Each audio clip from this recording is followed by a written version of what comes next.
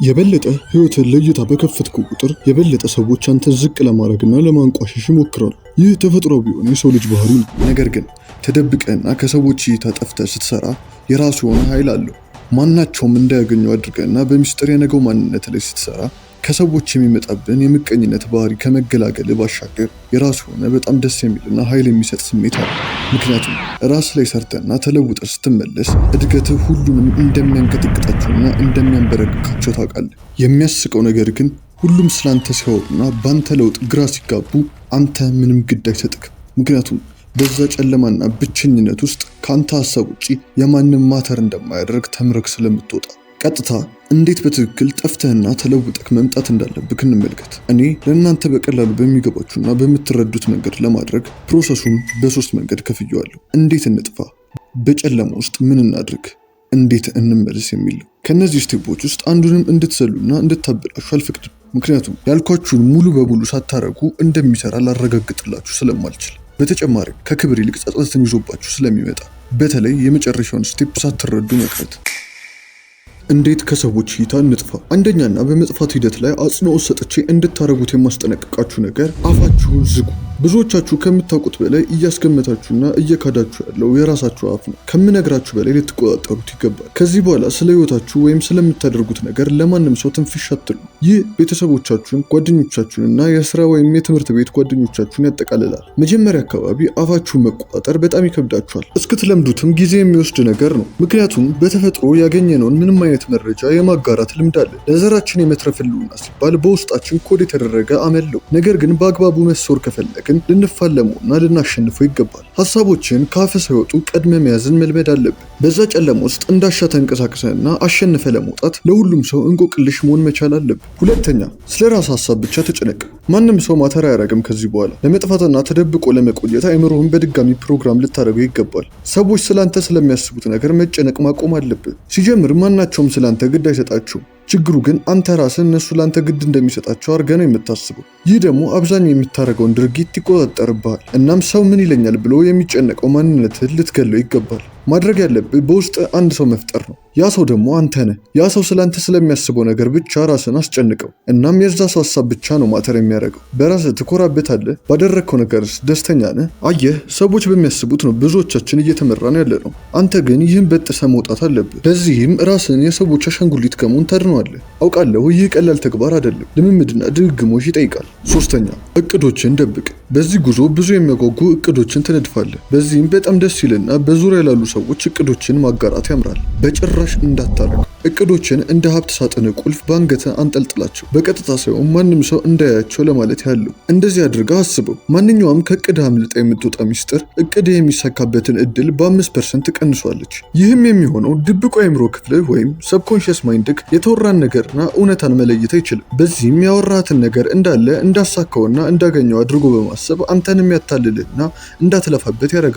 እቅድ ላይ ምክር ካስፈለገና በሰው ልምድ እቅድህን ማስተካከል ከፈለግ በዓላማና በትኩረት አድርገው። ለዛም ትክክለኛውንና በቂ እውቀት ያለውን ሰው ምረጥ። ማግኘት የፈለግከውን ነገር ብቻ አጋራ። የምትፈልገውንም ካገኘ በኋላ ተመልሰክ ተሰወር። አራተኛ፣ እድገትህን ደብቀው። ጊዜ ሊወስድ ይችላል እንጂ መለወጥህ የማይቀር ነገር ነው። እናም በጠፋና በተደበቅ ጊዜ በቀላሉ እንደምትለወጥ ታስተውላለህ።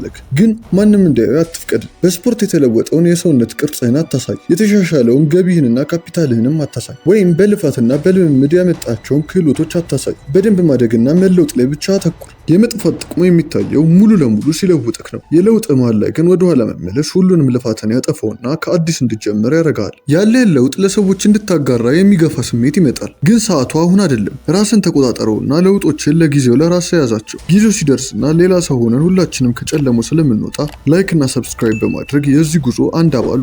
አምስተኛ፣ እንባህን፣ ውድቀትንና መስዋዕትን ደብቀው። በዚህ ጥላ ውስጥ ወይም ጎስት ሞድ ውስጥ ሆነ ራስን መገንባት ቀላል አይሆንም። አካል ይጎዳል፣ አይምሮህም ይደክመዋል፣ ትደማለህ፣ ታለቅሳለህ። በአንተና በወደፊቱ ማንነት መካከል ያለውን የመሰናክል ግድግዳ እያፈረስክ በሄድክ ቁጥር ግን እያንዳንዱን ግድግዳ በተፋጠጥክ ጊዜ ምንድን ነው የምታደርገው?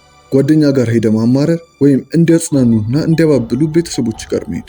አዎ፣ አሁን በትክክል መልሱን አግኝተዋል። አፍን ዘግተህ ለብቻ ትደማለህ፣ ታልባለህ፣ ታለቅሳለህ። ስትጨርስም ራስን በራስ ታብሳለህ።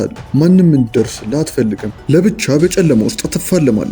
የፊኒክስ ወፍ ኃይሉንና ወጣትነቱን ለመመለስ ሲል ራሱን እንደሚያቃጥለው አንተም ራስን አቃጥለ የምታልመው ማንነትን ከድሮ አንተ አመድ ውስጥ ታወጣዋለህ። ስለዚህ ያንን ህመም ተቀበለውና ማንነት አድርገው።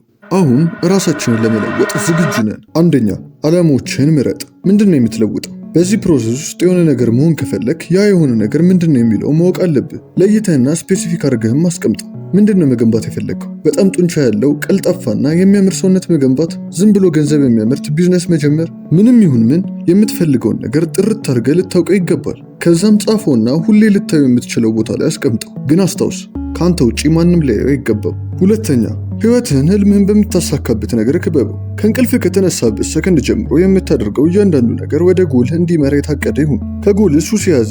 ይህ በህይወት ውስጥ ህልምህን ለማሳካት ብቸኛው አጋጣሚ እንደሆነ የሚያስብ ማይንድ ሴት ሊኖርክ ይገባል። ማንኛውም የምታረጋት ነገር ሆን ተብላ ወደ ህልም የምትወስድ ድርጊት ትሁን። ቤት ስትከራይ ወደ ጂም የሚቀርብ ይሁን። ህልምህን ለማሳካት የሚረዱን ክላሶች ተቀላቀል። ለራስህ ሰዓት ወስንለትና በየቀኑ ራስን መለወጥ ላይ ስራ። በየቀኑ ጎሎችህን ለውጥህን ለካ። ማስተካከል ያለብህ ነገር ካለ አስተካክል። ብቻ ለውጥህን ለማሳካት ማድረግ ያለብህ ምንም ነገር አርግ። ሶስተኛ፣ አይምሮህን ደግመህ ፕሮግራም አርገው። አሁን ለውጥህን እያየ በመጣ ቁጥር የበለጠ መጥፋትህን እየወደድከው ትመጣለህ። በጥላ ውስጥ ሆነ የፈለግከውን ነገር ማሳካት እርካታ እየሰጠ ይሄዳል። ሁሉን ነገር ስትጀምረው እንግዳና የማይገባ ነበር። አሁን ግን ህመሙንና አለመታየቱን እየወደድከው መጥተሃል። ይህ እስካሁን የመጣበትንና ወደፊት የሚኖርህንም ለውጥ ያካትታል። ስለዚህ ለውጥን ተጎናጸፈው።